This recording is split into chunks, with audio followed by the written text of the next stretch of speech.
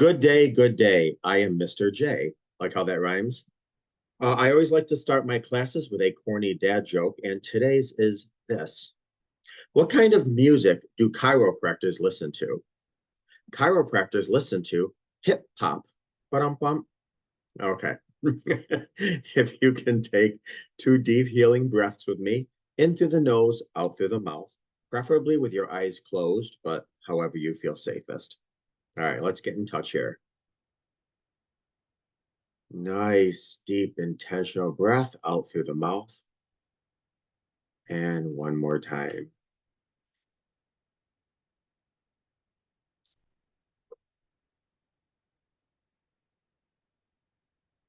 For as aggravating as hearing about breath work may be, boy, it's effective. All right. Today I'm going to be talking a little bit about compartmentalization. I may have talked about this before. I'm sure I'm going to talk about it in the future. It's something that is beneficial to understand. So we've all heard the term compartmentalization, but what exactly is it? Well, in its simplest form, compartmentalization is the act of separating out different parts of our lives and keeping them separate. For example, you might have a work life and a home life, and you keep them separate by not bringing work problems home with you. In a more complicated sense, people use compartmentalization to rationalize things. They can use it to rationalize things that they know deep down are wrong. For example, someone might cheat on their spouse because they've compartmentalized that their affair is something that has nothing to do with their marriage or family. As long as they don't bring their affair into their home life, they can rationalize it as being okay. Obviously, this type of thinking is quite flawed, as compartmentalizing your problems will only make them worse in the long run. I wanted to just share five examples of people and how they can compartmentalize an affair. These aren't healthy. I'm not justifying them at all. I'm just explaining them because knowledge is power. All right, number one, people can separate their feelings from the person that they're cheating with. People who compartmentalize the affair, they are usually having a temporary disconnect from their emotions. They may feel guilty, but not let that stop them. Or they may find themselves attracted to someone else while still being dedicated to their partner. It's important to understand that compartmentalizing the affair in no way makes it a healthy relationship. I mean, I think I've made that very clear. Even if they can separate their feelings from you with the person with whom they're cheating with, infidelity obviously is still wrong and a hurtful act on many, many levels, profoundly, deeply. Although compartmentalizing might make it easier for the person to carry on without feeling overwhelmed by guilt and conflicting emotions, it could obviously be very damaging. And it is very damaging for both parties in the long run. All right, they're able to convince themselves, this is the second one, they're able to convince themselves that what they're doing isn't wrong, even though they know it is. We have a heart, we have a mind, and we have a intuition. We may be able to bamboozle our mind, but our heart and our intuition knows crap is wrong. I mean, even our mind does too. However, as I always say, oftentimes our wounds speak louder than our logic, unfortunately. People are extremely skilled at compartmentalizing their own moral misgivings. They can convince themselves that an affair, for example, is not really wrong or hurtful to anyone, even though they know that this is not the truth, logically. This compartmentalizing allows them to feel better about their actions, even if they're not actually morally sound. It's a way to overlook or ignore their own values in order to avoid feelings of being guilt or anxious about the situation. And people don't want to feel anxious. So that's another way that we compartmentalize. As a matter of fact, a lot of times, affairs are a drug of choice to numb anxiety. So you're not going to allow anxiety to come in. If anything, you're trying to run from it. Um, So it's no wonder why so many people resort to compartmentalization when faced with a moral dilemma, because it's a powerful way of convincing themselves that something isn't wrong, even when a different judgment may be made on the surface. And that's, I mean, this is one of the questions that when I'm talking to my clients with, especially couples, the one will ask the other, "What were you thinking?" And although I completely get the question, it's flawed in its foundation because they weren't really thinking. They weren't thinking. And really it was their wounds that were making decisions. If they were really being intentional and thought provoked, um, they would have, not. It's like anything else, it's like, I can't believe you snorted that cocaine. Can't believe you did that hit of acid. I can't believe you took amphetamine. Well, what were you thinking? They weren't. They wanted to numb, distract, avoid, cope with something. Um, Next one, they're very good at hiding the affair from you, and it may even be able to hide the lie or the lies for years. Years. I mean, I talked with a couple who the husband had a 36-year affair. I mean, compartmentalization and dissociation, which I don't want to get into in this class, can be very strong, especially if you come from childhood trauma. You can easily dissociate and compartmentalize, but that's a whole other class. Those engaging in extramarital affairs are often skilled at compartmentalizing their affair, allowing them to keep up the lie for years. For compartmentalizing certain details to utilizing technology, individuals can use a variety of methods to protect their secrets. They may demonstrate extreme caution and go to great lengths to ensure that no one discovers the affair. I mean, think about it. You're well, we are as sick as our secrets, and obviously, if we have drugs that we're hiding, uh, if we are shopaholics, and trust me when I tell you, I love my retail therapy, but I have to be careful. I've shared this before, and I'll share it again. I have a walk-in closet. I have a walk-in closet that is is huge. My walk-in closet is huge and it's jam-packed with clothes. And although the average person walks in and they're impressed, if you want to be honest, it's a trauma response. I never had clothes growing up. I think I had one pair of pants when I started school, and I had to wear those pants that one year. And we didn't have a washer or a dryer, so they stunk. They were ripped.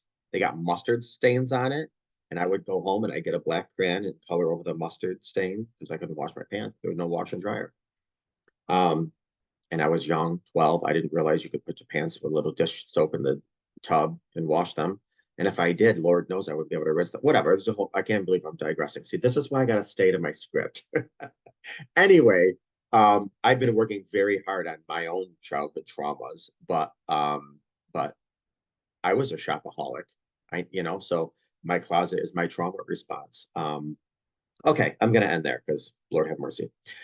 Um, so obviously, people that compartmentalize may demonstrate extreme caution and go to great lengths to ensure that no one discovers the affair because we are as sick as our secrets. And nobody wants to be exposed and feel vulnerable and emotionally exposed and out there.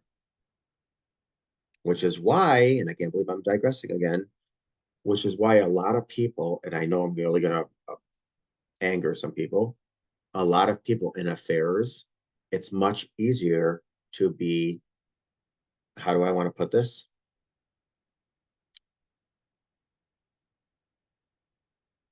Uh, Sexually. It's easier for some people to be sexual and physically aroused with an affair partner rather than the person they're with, because the person they're with, there's emotional vulnerability there.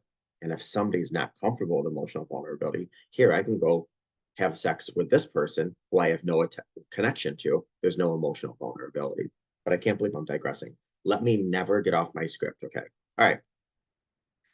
If confronted, they'll luckily deny everything and try to turn the blame on you. I'm sure you've heard this before. This is very classic in narcissistic behavior, but I wouldn't say people that do this are necessarily narcissists. They might have a narcissistic tendency, or certainly because affairs do have narcissistic components, there's people that just like have like lingering limerence. You can have lingering narcissistic tendencies. Don't jump to my husband or my wife is a narcissist. I got to get out of here. It's just that, there's some lingering effects of affairs. So when confronted about an affair, cheaters will often deny allegations and instead make up their own excuses. They'll try to shift blame on you, blaming your suspicions on your insecurities or a misunderstanding. Um, uh, and this is gaslighting 101. And I just said I'm not going to digress, but I have to. Basically, gaslighting is when you walk away from a conversation questioning your own sanity. And I'll leave it as that. It's all just a tactic that they use to deny the affair to keep it hidden. Now, keep in mind, yes, they're lying. Of course, they're lying. They're deceiving. They're betraying. They're abusing. I mean, when you're in the act of cheating, it's abusive. Let's face it. Okay, that said, they are lying, but their intention is safety. I know I probably lost a few more of you watching this. What do you mean, Mr. J, safety? Well, obviously, they want to keep themselves safe in their secrets. So they're going to lie to keep them safe in their secrets. Once the secret is out, they don't necessarily, well, once D-Day happens and everything's on the table, we really can't label somebody a liar moving forward.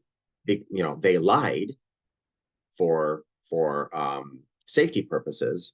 That's a part of affairs. Unfortunately, all this bull crap is a part of affairs. But once D-Day hits, and if there is a full disclosure, hopefully a full therapeutic disclosure, and the lies are off the table, and there's complete full transparency and honesty, then they can't really be labeled a liar anymore because lying is just really it's a secondhand default of affairs, unfortunately, just like everything else is. Instead of denying it with words, many cheaters will deny it with their body language, avoid eye contact, becoming defensive, or speaking in quiet whispers. Although confronting a loved one about an affair is never easy, it's important to trust your instincts and their truth. I'm pretty sure you guys have heard of Darvo before, DARVO, and basically it's you deny, then you attack, and then you RVO, you reverse the victim order.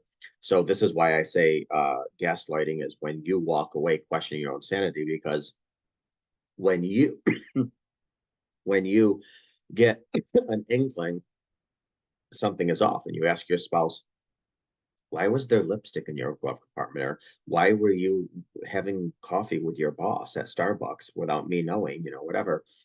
Um, and there's that Darvo kicks in. So deny, attack, reverse the victim order. So that wasn't me at Starbucks. Do you not even know what your own wife looks like? Or do you not even know what your own husband looks like? I'm working till 5. You said you saw me at Starbucks. Like, did you take a picture? Do you have a picture? Okay, so you're insecure, and because of your past relation, and then this whole gaslighting thing comes in, and you walk away saying, "Geez, my God, I can't even believe I questioned my spouse, I whatever." And the whole time they're protecting themselves. So it's a whole S show, as I'm sure you know. Cheaters are often master manipulators who are expert at making you feel like you're doing the wrong thing. What I just said, gaslighting, Darvo. Cheaters are some of the most masterful manipulators, and gaslighting is one of their favorite tools to use against you. Now, I'm going to say this, and again, I can't believe I'm digressing, but so many times you meet somebody and they're the most honest person in the world. I mean, seriously, they won't even bring candy into a movie theater because it says no outside food. And you're dating them and they have honesty and transparency and integrity. And then 10 years later, you're finding out they were in an affair and you're like, my God, you wouldn't even bring M&Ms into a movie theater, but yet you can deceive and manipulate and lie. And who are you? You people that get into affairs turn into chameleons, and they quickly learn how to manipulate and stuff. And then obviously it leaves you feeling like I don't even know who I'm with. I honestly, this was never behavior that I saw in you. I'm in awe and I'm devastated and I'm in shock and I'm sad, to be honest with you, and I'm confused. Okay, I'm gonna leave it as that. Lord have mercy. Okay. When people gaslight, by denying or minimizing any wrongdoing, they can make you feel as if you're the one in the wrongdoing. I just said that, DARVO. If you don't know that acronym, well, I just explained it, but feel free to look it up. It could be a difficult situation to navigate when a person who has broken your trust so deeply is also gaslighting you, but recognizing it as gaslighting is important because when you recognize what gaslighting is, you can actually stand up for yourself and get control back to yourself.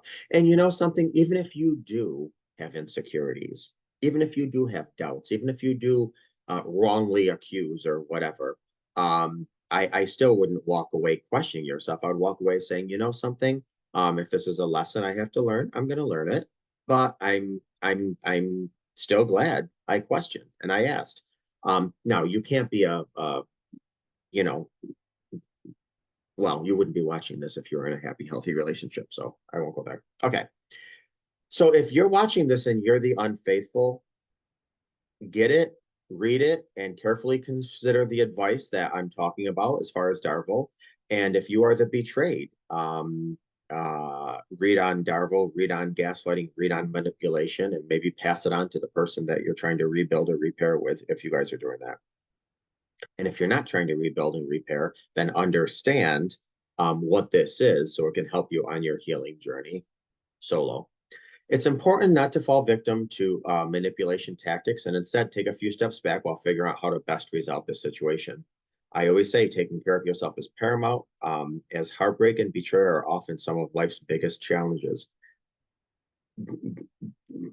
Broken trust in a relationship